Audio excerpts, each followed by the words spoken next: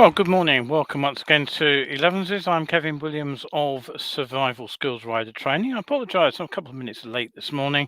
The postman arrived to pick up the parcel he should have picked up yesterday, just as I was about to go on air. Anyway, here I am, and it's show number 436 on Wednesday, the 12th of June. It's a fairly grey looking day here in London, pretty chilly. We'll come up with the weather for bikers in just a moment. But before that, today's show, what's on the list? Well, Honda have confirmed they will kill off internal combustion engines two-wheelers by 2040. Motorcycle News have had their secure storage raided. The Tories have made an election pledge to review motorcycle licenses. Meanwhile, on the US East Coast, cities are clamping down on delivery firms, and an NC 500 rider has been hit by a camper van. That's on the back of the story the other week about problems on that particular route. But you don't have to have a driver in the car for it to be a problem. Two Malay riders were hit by a driverless vehicle. Back orders fulfilled as Norton hires new staff.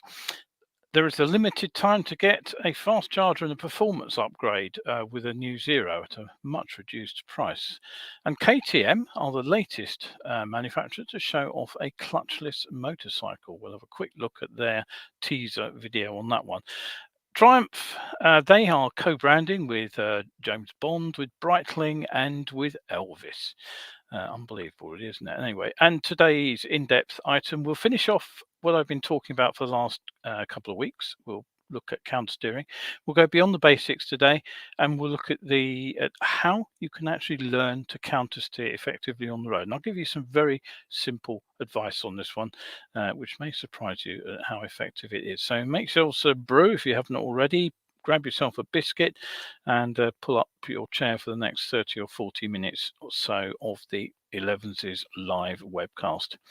Right, okay, so what to say today? Well, I'll start by talking about the Facebook ban. Now, last week, as you possibly know, I'd just been locked out of my Facebook account for allegedly breaching community standards. All I've been doing was setting up the latest Elevenses as usual, which streams normally to Facebook and YouTube, but for some reason the stream failed to connect. And on visiting Facebook to make a manual link to the YouTube video, I found a screen telling me that I had breached these community standards. My account was now suspended, and pending me appealing, if I didn't appeal, my entire account would be deleted in 180 days. Now, fortunately, my one time only appeal was successful. My account wasn't deleted, and the page was in fact restored to my control after me being locked out for about 72 hours. Now, naturally, I took it up with the support team on my streaming service. There's no real point in attempting to engage with Facebook because you don't get any answers from them. And I was told it was a one-off and that only happened to me. Now, one of the suggestions that was made to me last week via the comments on the show was to join the StreamYard Facebook page. The irony should be obvious. And after reading the first few posts, it was pretty obvious I was not the only one being hit by this ban.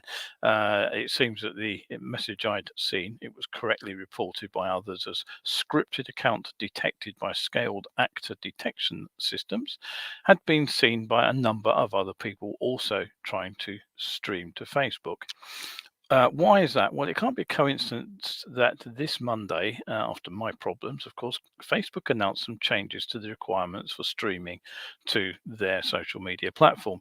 Accounts must be at least 60 days old and must have at least 100 followers. Well, as my account is about 13 years old and has nudging 9,000 followers, I'm not sure why I got hit with a ban. But anyway, as I say, it's not me that's the only one experiencing problems. So until I can be sure that I can create a live Facebook stream without getting banned again, the stream will go out on YouTube. As I've done this morning, a post will go out on Facebook giving you the link to watch on YouTube.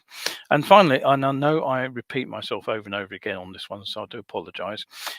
Do head over to my coffee page, www.coffee.com/survivalskills. Sign up as a follower over there, and you will be able to get all the latest posts, which are dual posted on Facebook. You'll get them slightly earlier, and you'll get them without any problems from Facebook. And if you just want to, follow, that's fine. You don't need to spend a penny, a euro, or a cent to view all these latest posts. Or alternatively, you can go over to my Substack newsletter, whereupon you'll get a weekly email sent directly to your inbox, and that'll have a digest with the links to click, which will take you to the relevant articles on coffee. So you can just basically pick and choose what you want. No cost, as I say, to do any of that. Okay, just a quick correction. Going back to last week's show, I talked about a specially equipped motorcycle designed to monitor the state of the roads in Australia, and wondered why I never see a van doing the same in the UK anymore. I did get a message from Malk, who used to work for the Transport Research Laboratory, who says that the UK does still monitor the roads, and that the TRL, where he used to work, is the place which calibrates these vehicles, which is fair enough, but I can still say I've not knowingly seen such a vehicle for many years. Right, okay, so on with the weather for bikers. That's the wrong picture. Here we go, that's the one. Now, over the last few days, you've probably noticed it's been fairly windy. It's also been unseasonably cool for early July. And the next few days, unfortunately, does see the temperature remain on the low side. And this afternoon, the weather also remains the same sort of patchy clouds, sunny spells and showers, which has been the pattern for the last few days. Now, overnight, rain will spread slowly east. And through the morning and afternoon, most of the UK will turn wet. It'll be heavy mostly in the western over high ground. Eastern areas will probably stay dry till the afternoon, and the far north looks to escape the rain altogether. Winds will strengthen, especially in the southwest. If you're hoping to go riding on Friday, then again it'll be unsettled. Outbreaks of rain in the north, mostly light. Elsewhere, frequent showers will develop, heavy at times and thundery in places. For Saturday, it's likely to be another cloudy and showery start, with possible heavy and thundery showers in the south and the southwest, but it should turn a little bit brighter during the day, and it will be a tad warmer. So in brief, another few days to be checking your own forecast before you head out on a ride. Just hello to Kevin, who's looked in. Nice to see you there. And don't forget, if you've got a question, if you've got anything you want to ask about the show, go ahead. Comments, puzzles, I'm always happy to answer those. I'll try and do it during the show if I can. If I can't, I'll get to you after the show. Right, so on with the news for bikers. What have we got to tell you about today? Well, the first thing is that I got some stick online when I reposted the comment I've been making on the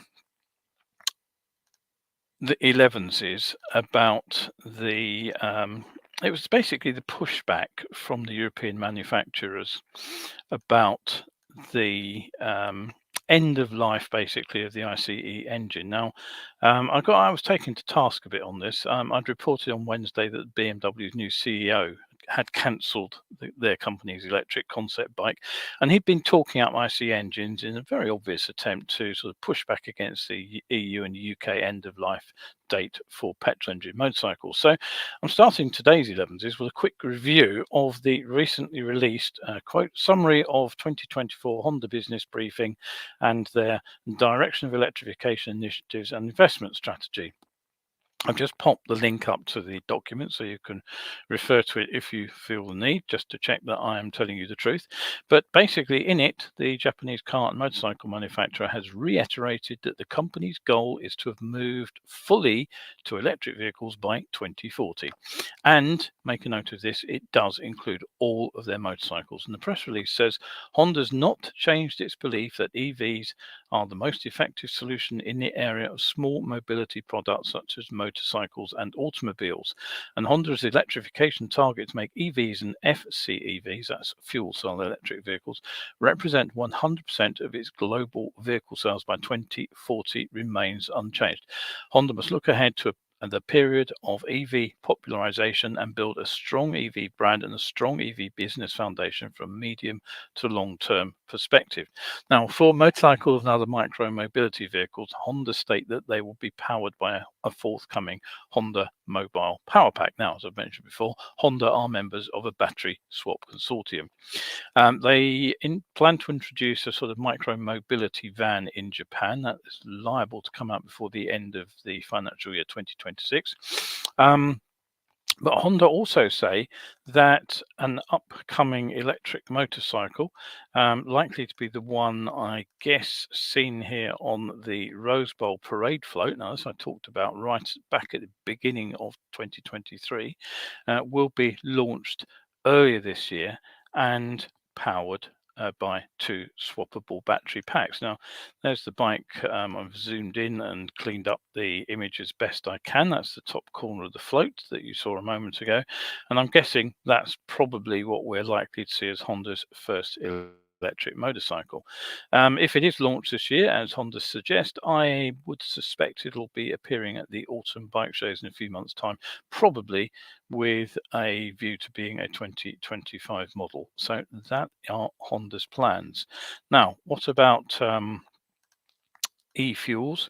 Well, interestingly, Honda have something to say about this too. In contrast to the very heavy hints dropped by Triumph, KTM, and most recently BMW, that the motorcycle manufacturers in Europe want the EU to allow access to bio and synthetic fuel, which are not tailpipe emissions zero, by the way. If you're burning any kind of fuel, you produce NOx, which is one of the biggest problems of an exhaust system. Honda suggests that these e-fuels are intriguing, but the technology to produce them isn't mature enough to plan around. Now, that's pretty much the opposite position to the European manufacturers. But as I was saying last year in a series that took an in-depth look at bio and synthetic fuel, if they are ever anything other than niche fuels, I will be very surprised. So that's Honda's position. And as I say, if you want to read it for yourself, the link is in the chat on the show. Right, okay, so what else have we got to tell you about? Well, 3 motorcycles have been stolen from the Motorcycle News test bike storage unit. The paper says our CCTV revealed an organised group of thieves cutting their way into our lockup and walking off with 3 bikes from within. Cue calls to the police and insurers, 3 different manufacturers, plus a review of our security measures, which had up to now kept all our motorcycles safe for over 20 years. Well, I do hope they weren't relying on 20-year-old locks and chains anyway, but it's proof perhaps of the old saying that if a thief really wants it, a thief will get it. Now, I try to avoid politics on the show, but since the Tories have brought motorcycling in via a party pledge, I will say that as they face Armageddon at the polls, it's clearly an attempt to try to swing a few votes from motorcycle riders. Now, I've already discussed how their plans for license review aren't as simple as they have claimed, but that's something that they have put into their manifesto. My issue is that if you change the licenses in the way that they've suggested, it will take us out of step with Europe, and that could result in UK licenses no longer being automatically accepted over the other side of the channel. Now, in other sort of road issues, the Tories say they're also committed to stopping road pricing, and also say they are against pay per mile vehicle tax, although as far as I know, there are no plans to introduce it. In any case, in a country where most motorcyclists travel fewer miles than cars, pay to ride could actually end up costing most bikers less money. I also wonder if this would include looking at tolls paid on the M6, for example, over the various bridges and such as the Dartford crossing and the tunnel. The debt, incidentally, on the Dartford Bridge was collected years ago that paid for the bridge construction. So the toll now is profit on that. They also take a pot shot at the right-wing's favourite target, London Mayor Sadiq Khan, saying they will also reverse the latest ULEZ expansion that came into force last summer, conveniently forgetting that ULEZ extension was actually the result of conditions imposed by the government on getting a cash input into TfL to keep TfL moving essential workers around on buses, trains, and tubes during lockdown. With the fare revenue tumbling, TfL's finances dropped into the red, and it's been conveniently forgotten that the government bailout terms forced TfL to look to increase their revenue by between 0.5 and 1 billion pounds each year, as Sadiq Khan said at the time. Forcing TfL to raise money left little option but to extend the ULEZ zone. Now, if Sadiq Khan did make a mistake, it was trying to sell the extension to Londoners on health grounds rather than laying the blame where it should have been laid at the government's condition for keeping those public services running during the COVID crisis. Now, another pledge in the manifesto is to rule out top-down blanket low-traffic neighbourhoods, LTNs, and 20-mile-per-hour zones. But frankly, the case-by-case approach, which we have now, is what leaves us stuck in the current mess, where near-identical roads have different limits, where limits change on the same road, apparently at random, because you're actually crossing a local authority boundary. And no mention, of course, that the funding for many LTNs and widened cycle lanes came from the Tory government during Boris Johnson's time as Prime Minister. And let us not forget, some of that TfL bailout loan was also conditional on it being spent on creating low traffic neighbourhoods. So it seems memories are pretty damn short where votes count. Apologies for the politics, but today I think it's important. Right. Tackling problems with motorcycles is the East Coast cities of the USA. The administrations in Boston, New York, and Washington, D.C. have all started cracking down on delivery companies. They are tackling in particular the use of motorcycles. Now, the measures include special street patrols to enforce speed limits, the issuing of warning letters, and the ultimate step of seizing illegally registered or illegally driven vehicles. Now, the Massachusetts State Police said they have identified dozens of mopeds and scooters that were improperly registered or being operated by unlicensed drivers. Even just one day in one Boston neighborhood, they seized 14 illegal mopeds and scooters. Boston officials also sent a letter to delivery companies DoorDash, Grubhub, and Uber, citing an, quote, alarming increase in unlawful and dangerous operation of motorcycles, mopeds, and motorized scooters that they say put drivers and other motorists and pedestrians in imminent danger.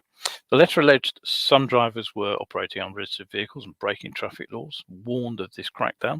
The companies were also required to explain their policies to which they apply to ensure safe operation of their drivers.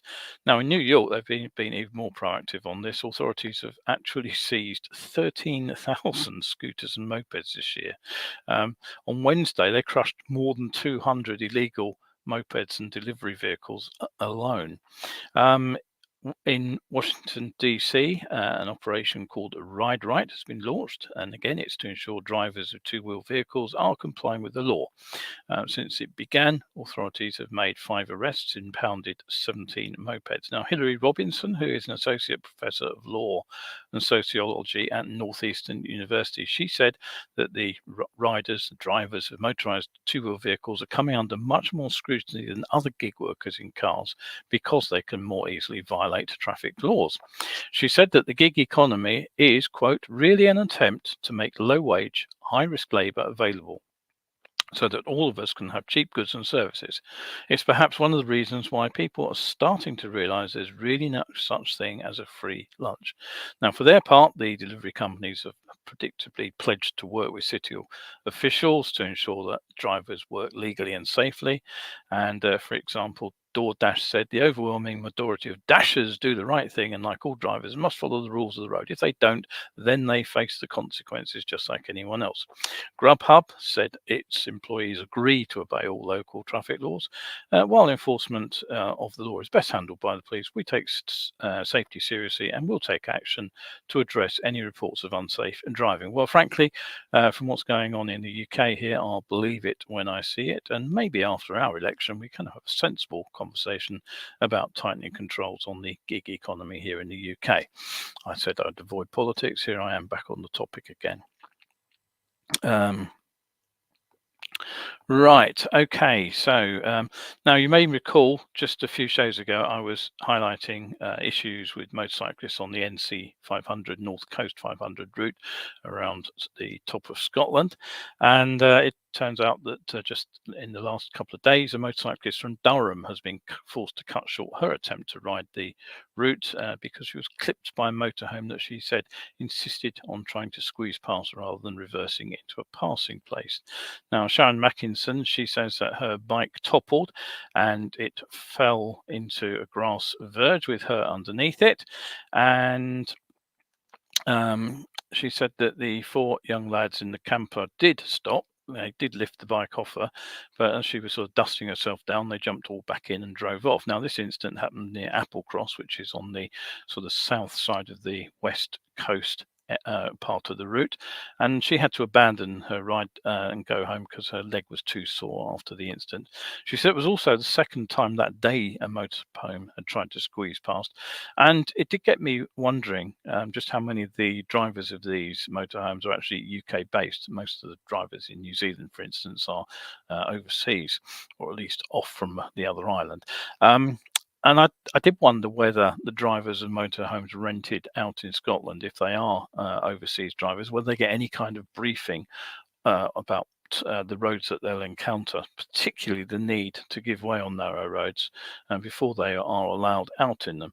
But it does also make me ask a question about fitting wide pannier cases. The bike in question had the usual sort of Touratech stuff bolted either side, which makes them, frankly, almost as wide as a small car.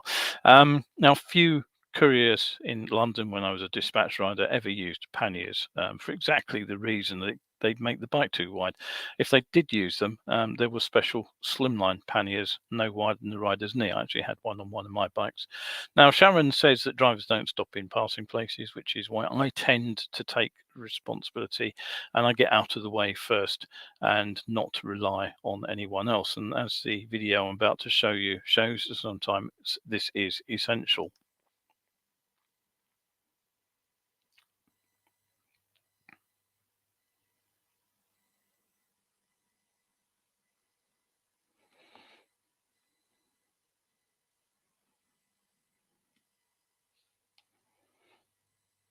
Right, that was shot from my on-bike cam early September 2021. I was enjoying the lovely September weather, riding the Tregaron to Beulah Mountain Road in the heart of the Cambrian Mountains, one of my favourite areas for riding, actually.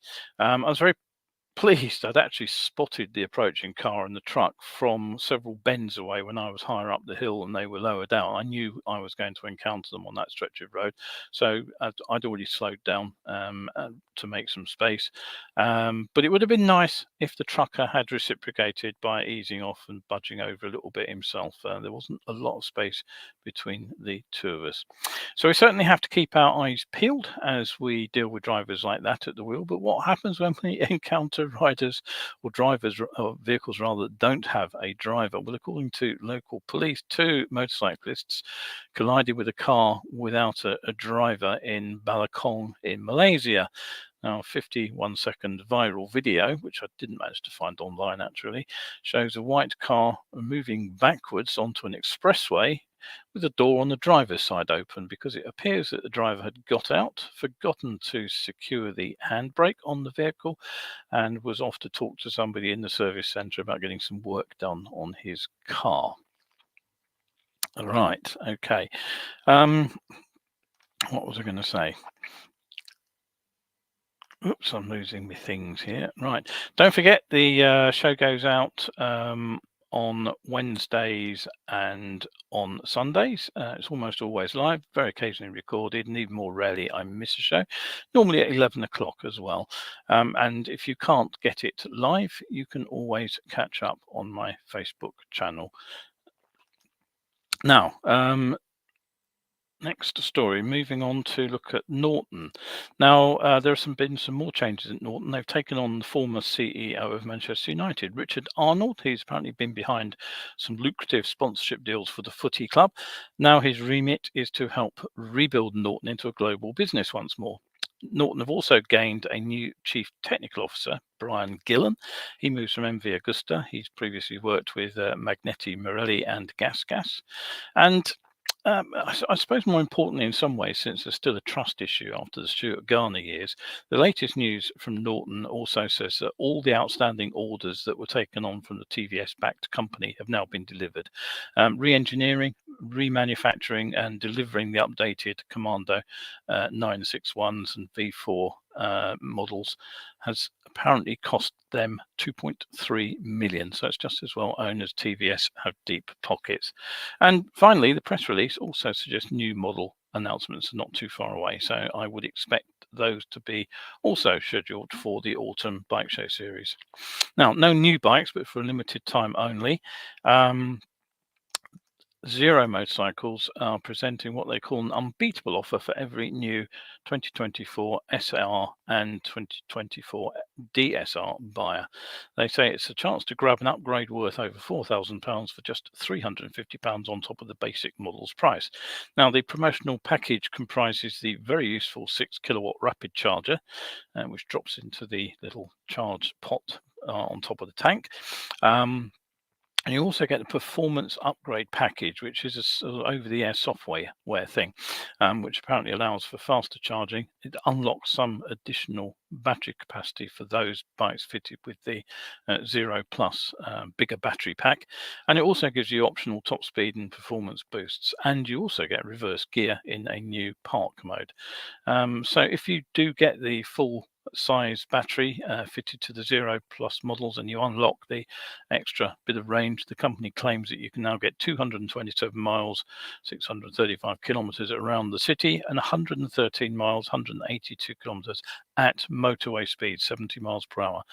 So that is a fair old distance, actually, getting to be the point where I would say it's useful for most purposes. I know people will argue with me on that one again. Right, now Honda have recently shown off their new automatic clutch, which is sort of bolted onto the standard transmission. But BMW have also shown off a clutchless bike, and the latest to jump on the clutch-free bandwagon is the KTM from Austria. And basically, they showed off the prototype of this bike being used at the Erzberg Rodeo in Austria. Now, the teaser video, links just going up now, links to KTM's website, shows a video with a countdown or a page with a countdown leading to 34th of September, saying save the date, new technology is on the way for KTM enthusiasts to enjoy, which of course is just about time for those autumn bike shows I've been talking about. Now, nothing new from Triumph either, unless you want to pay over the odds for a bike with co-branding.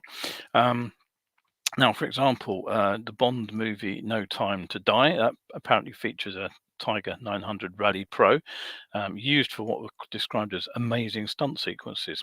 To squeeze as much co-branding potential out of the bike and movie, Triumph launched the Tiger 900 Bond Edition, which appears to be a run of 250 machines with 007 painted on the side.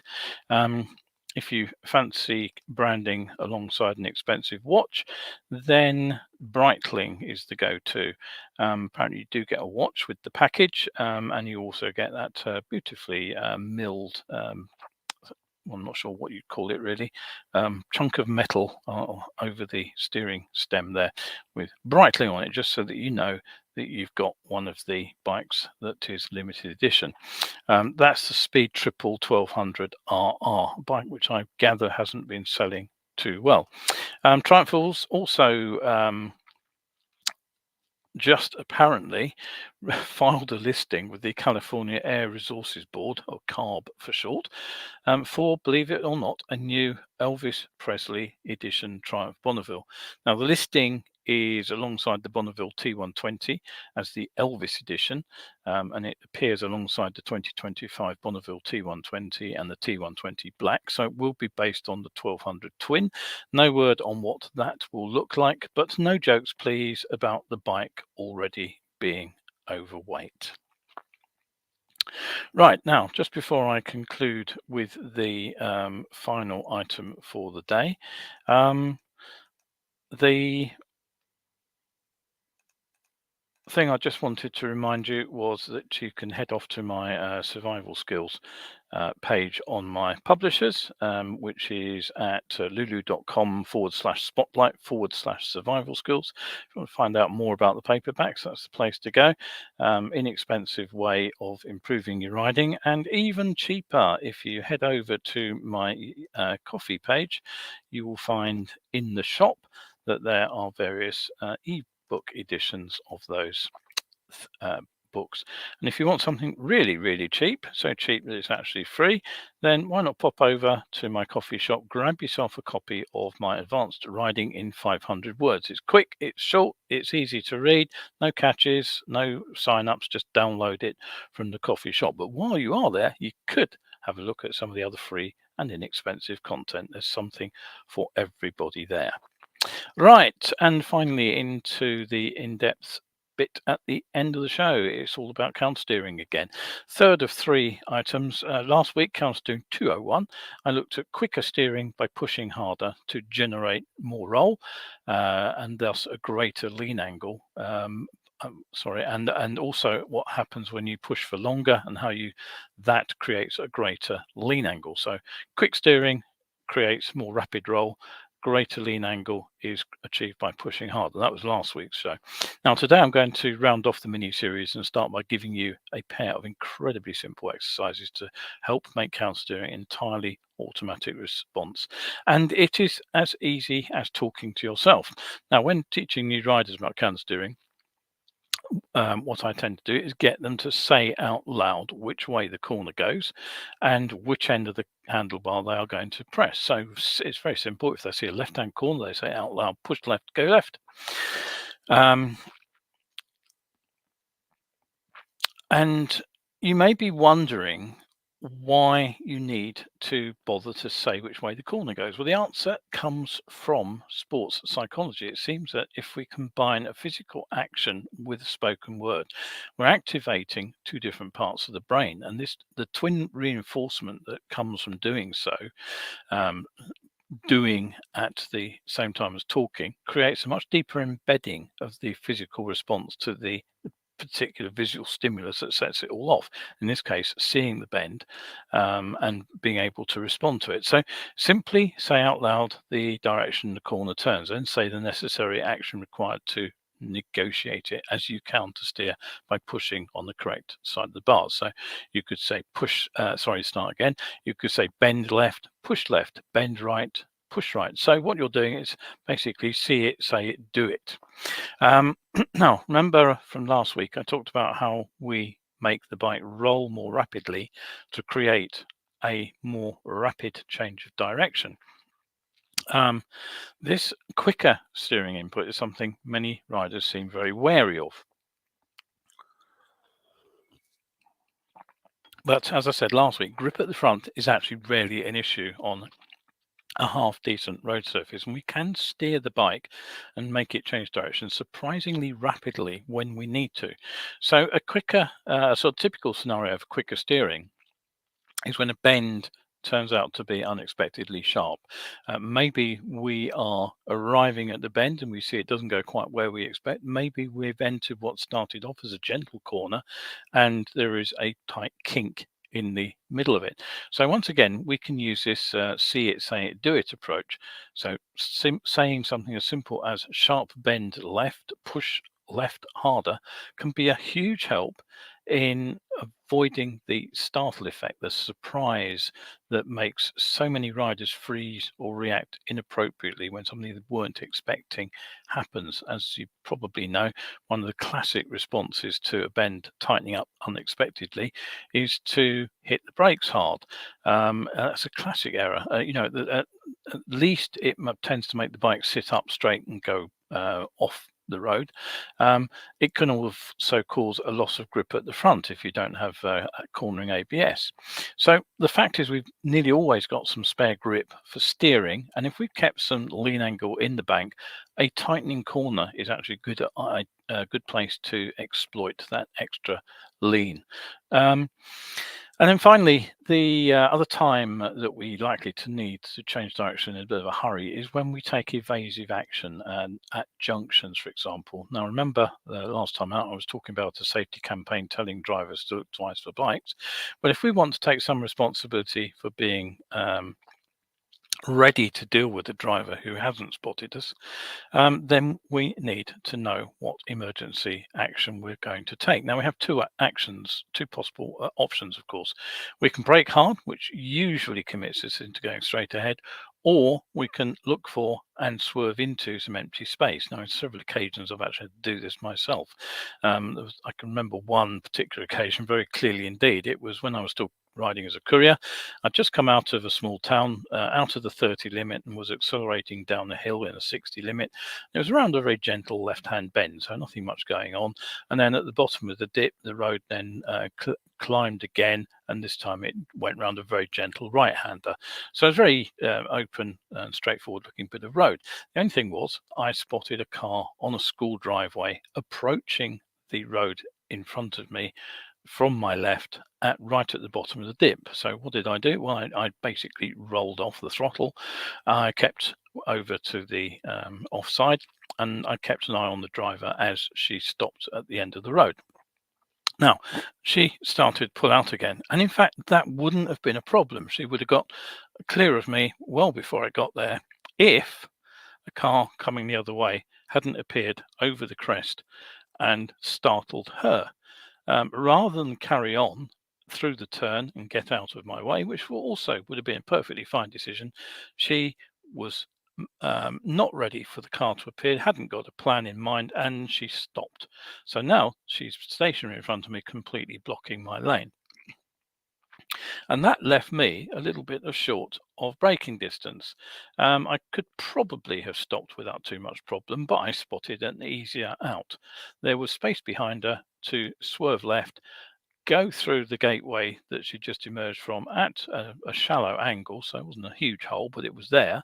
And whilst there was no way I was going to be able to turn onto the drive, I was able to bring the bike to a sort of a near standstill on the grass lawn in front of the school. So I managed to stay upright without any problem at all. So what we need to have in our minds, as I say, is not just an awareness that things can go wrong, but to be prepared with some potential evasive action before things actually do go wrong. So basically, it's see the threat, tell yourself what it is. In this case, it was a car on my near side, and it could pull out.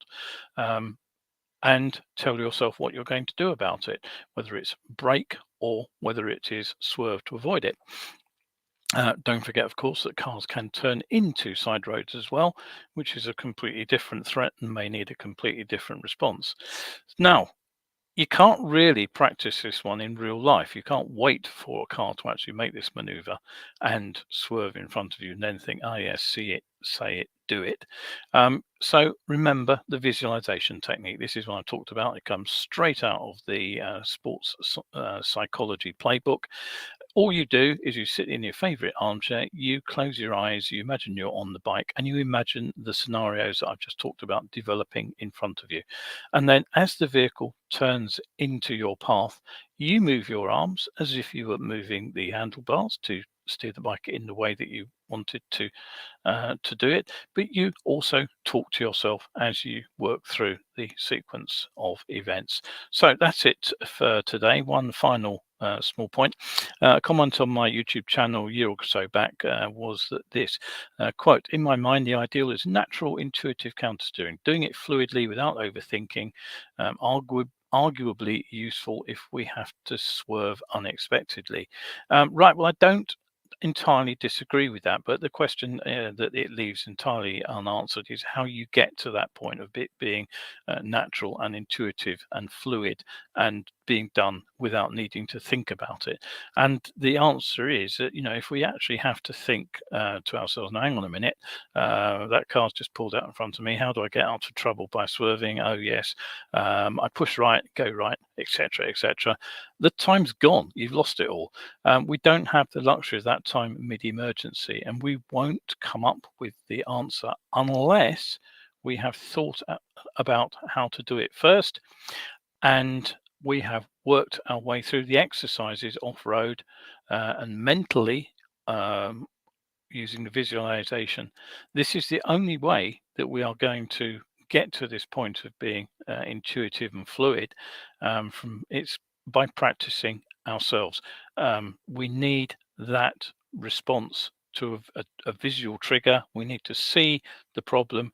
We need to know what we're going to do, and talking to ourselves really helps us actually go ahead and do it as needed. So there you go. That's what these exercises are aiming to provide you. And we don't actually need to survive real life emergencies like some of the instances have happened to me over the years in order to learn how to do it. We have our very powerful simulator in our own brains. We just have to know how to use it. So right, that is it for today. Don't forget, if you want to get some online help, I do offer personalized, in-depth online coaching items. I am a qualified e-tutor, so I do have plenty of experience and the knowledge on how to deliver these things. You can also find out the answers to many problems using my 60-second science and 60-second safety videos on YouTube. Go and have a look at those after you finish watching the show, perhaps. If you want to help me out, then you can go ahead and support me on my Ko-fi page. That's always very welcome indeed. You can subscribe and like and do all the usual stuff. And if you want to be a supporter, subscriber to my YouTube channel via my Ko-fi page, just head over to the Ko-fi page here. The QR code will take you straight there. So that's it for today. Thank you very much indeed for your support. As usual, when you appear on these shows, it always makes me cheerful when I see people here. So don't forget, like, subscribe, click all those buttons, do the usual things, tell your buddies about Elevenses, help me grow the channel. Right, that is pretty much it for today. So thank you again for looking in. If you are out there on the bike today, remember the weather forecast is changeable. Make sure you stay shiny side up, and I'll see you next show.